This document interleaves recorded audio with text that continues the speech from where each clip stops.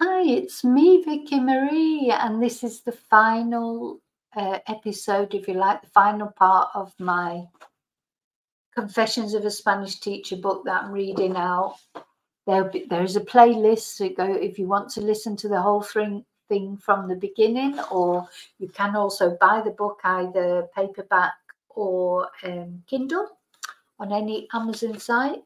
Confessions of a Spanish Teacher, Vicki Riley, Vicki with an I. Thank you so much to all of you that have either listened to these podcasts, I suppose you'd call them, or bought the book already. Thank you so much.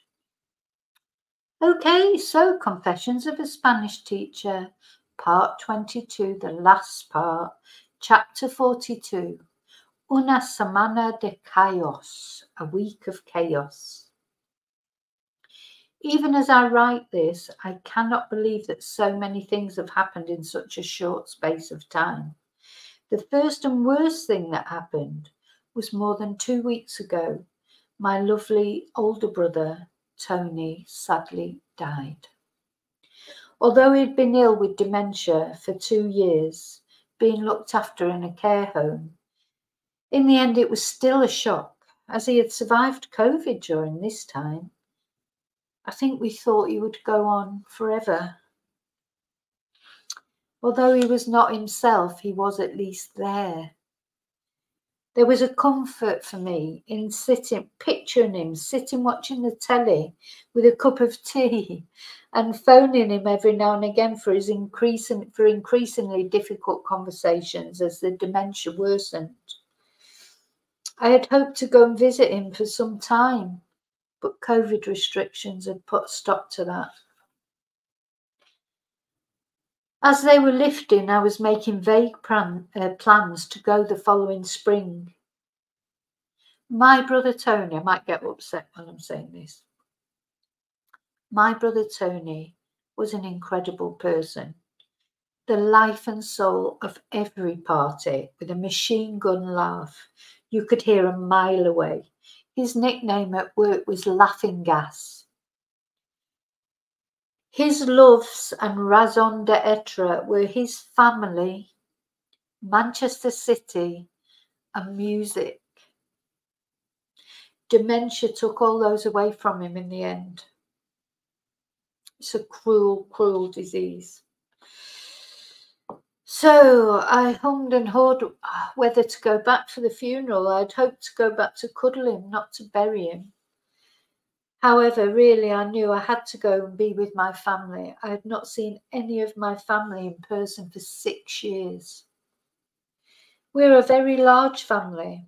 I have 2 brothers, or had 2 brothers, 2 sisters, many nieces, nephews, cousins, great nieces, great nephews. I am the baby of the family, my parents having a 10-year gap between having children, so I am actually closer in age to my nieces and nephews than maybe is normally as usual. Unfortunately, now my older sister is also ill with dementia in a care home. The rest of us are all getting a bit worried because my mother had dementia as well. I'm hoping that all these years of studying Spanish will save me. They say that learning another language helps, so get those Spanish books out. One of her daughters very kindly offered to put me up, and so I booked my flight and I was ready to go on Saturday the 23rd of October to return Friday the 29th. Because on Saturday the 30th, I had a conversation Saturday that I do sometimes with the Spanish classes booked, so I had to be back for that. On Friday the 22nd in the morning, I was in class, half prepared for my trip the next day, but knowing I had the afternoon to finish all arrangements off. I was flying at 10:30 the following morning, so I knew it would be an early start. At around 10 a.m., it started to rain, quite hard. 30 minutes later, it was storming. I had one student in the classroom and one in Zoom, and another one arriving at 11. My Zoom student finished at 11, and the one arriving at 11 texted me to say that she would come along when the rain abated a little. Approximately 10 minutes later, my student in the classroom said, "Oh, look, do you think we should go upstairs?" and pointed to the door. What seemed to be a mini tsunami was flooding under the door. Within 10 minutes, it was up to our knees.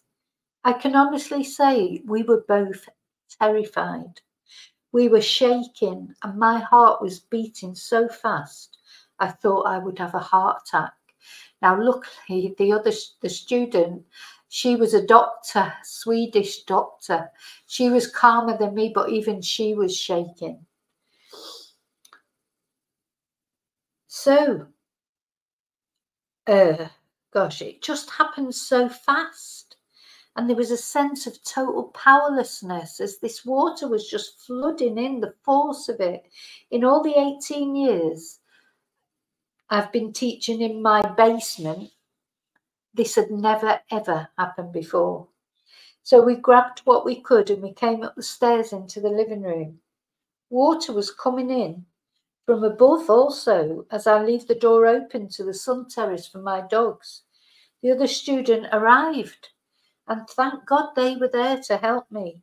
The street was like a river with chairs and tables floating down it and cars submerged over their number plates. It really was like a disaster movie. My students and I formed a chain gang, one of them actually wading through the water to get things and pass them up to the next girl and then up to me at the top to salvage what we could. Again, luckily for me, they were much younger than me and fitter than me. Otherwise, I honestly don't know what I would have done. The rain slowly subsided. The students went home as it was now safe. The garage was so full of water that at one point my little dog Rocky was swimming around in it like a shark.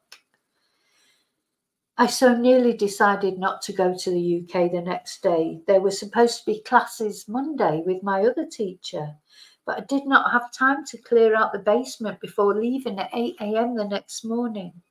Not only that, physically, I knew I couldn't do it.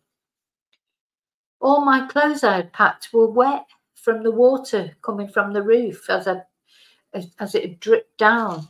I dried what I could and took the rest damp to dry once I arrived in the UK. My students messaged me and volunteered to come in on Monday to clean the classroom. I'll always be forever grateful to how kind people are.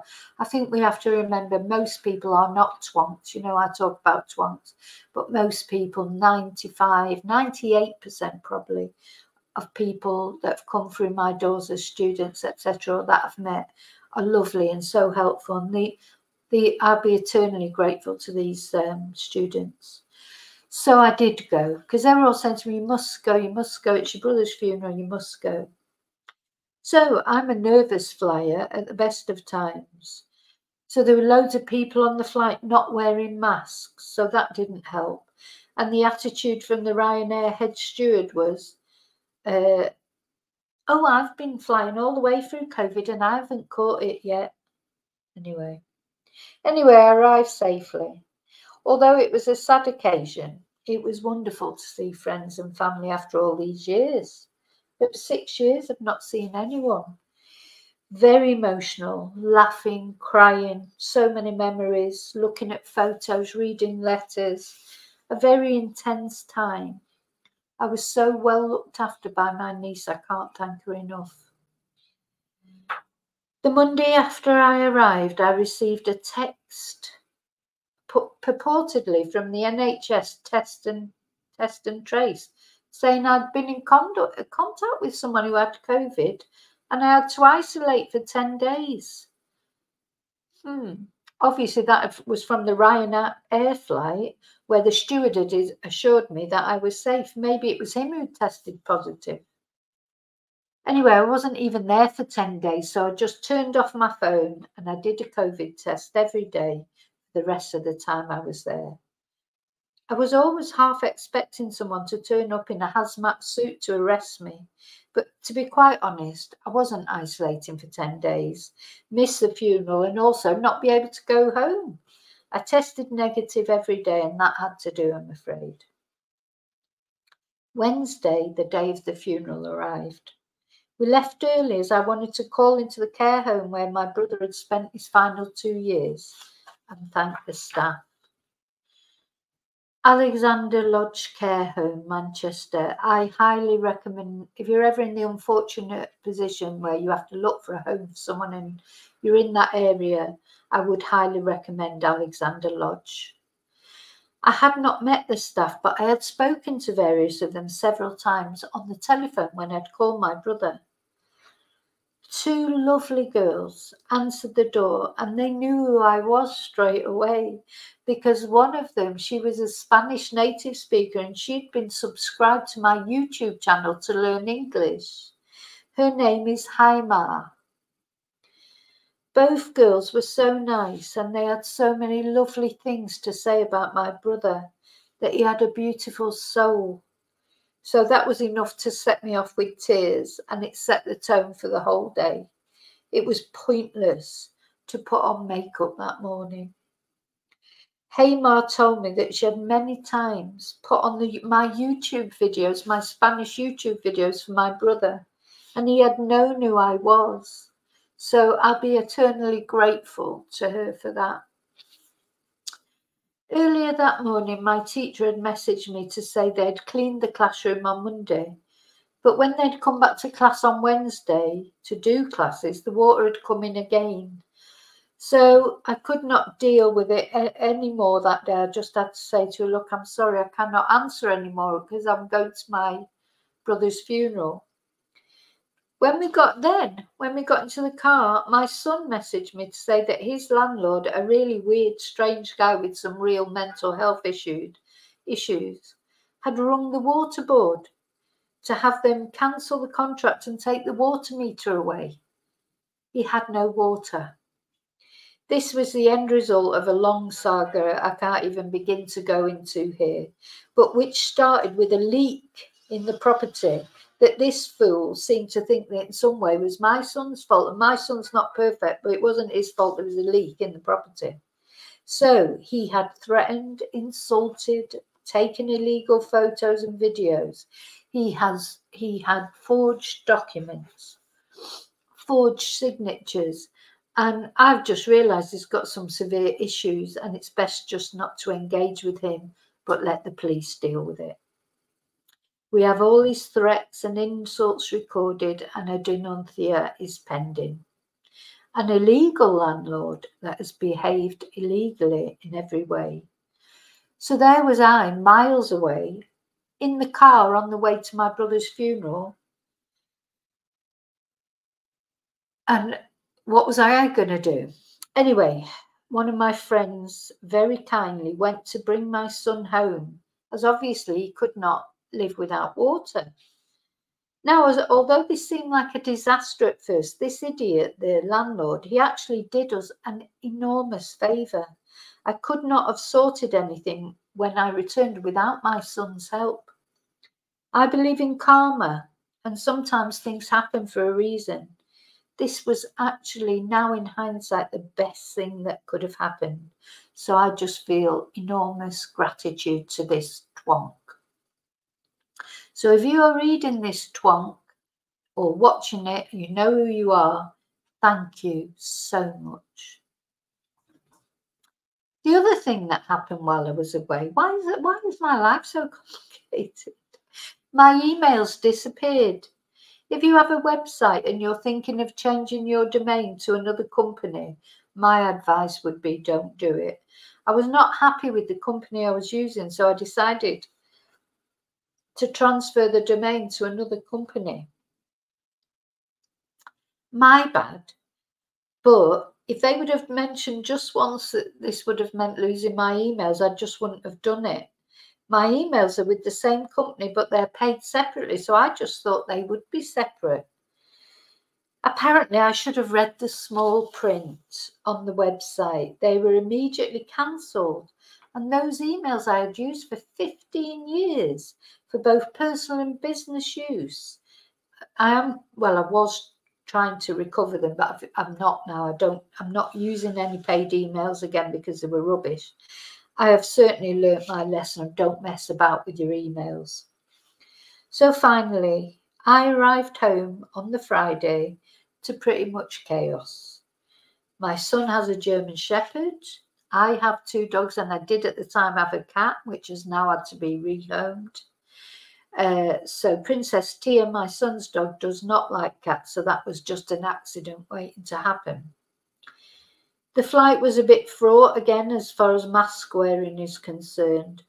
Oh, and something I learned is do not fly from Manchester to Alicante on a Friday, because I was joined on that flight by many members of the Benidorm Brigade who all seemed to be celebrating, they go to celebrate stag weekends or etc. So,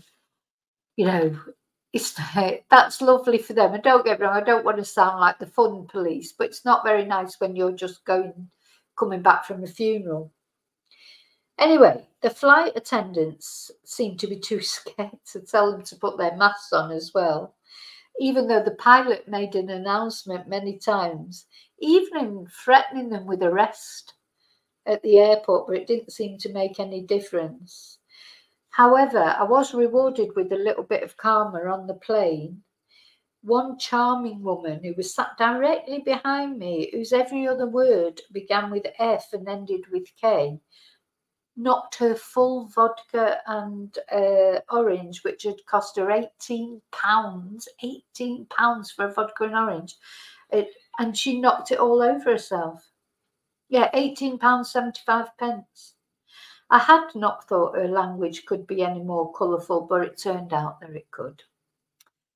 I got up at 6 the following morning and cleaned out the classroom so we could go ahead with the Saturday conversation class. We made it. I think the students enjoyed it, and that's all that matters. Gradually, I got back to normal, whatever that is, but I'm still dreading the next time it rains. So that's it for now. If you're still here with me listening to this or reading this, thank you so much for taking time out from your life to accompany me on this journey. If you're interested in learning Spanish, please subscribe to my Spanish channel. If you're watching this, you're obviously probably a subscriber of my true crime channel. True crime and all things interesting, because I don't only cover true crime, of course. But yeah, I also teach Spanish, so I have a Spanish channel. So if you're interested in learning Spanish, you can buy my books on Amazon also every Friday. Membership of that channel is €2.99 a month, and every Friday we have a class that's included in that membership, where you can ask me anything about Spanish or English, because some people are on there learning English. Okay, so that's it. Yeah. If you have this book at home and you've enjoyed reading it, please consider leaving me a review on Amazon, because it does make a difference. So thank you so much. That's the end of Confessions of a Spanish Teacher, Book 1. I have many other things to relate. I think I have had an interesting life. That's a curse. Do you know that? Chinese curse. May you have an interesting life, or may you live in interesting times. But you know what? Then I wouldn't have had anything to write about in my book. And that's what, of course, Oscar Wilde said. Always remember to write a diary so you've got something interesting to read on the train. Remember to live and love wisely, carefully. See you really soon in another video. Until then, may your God go with you. Thank you.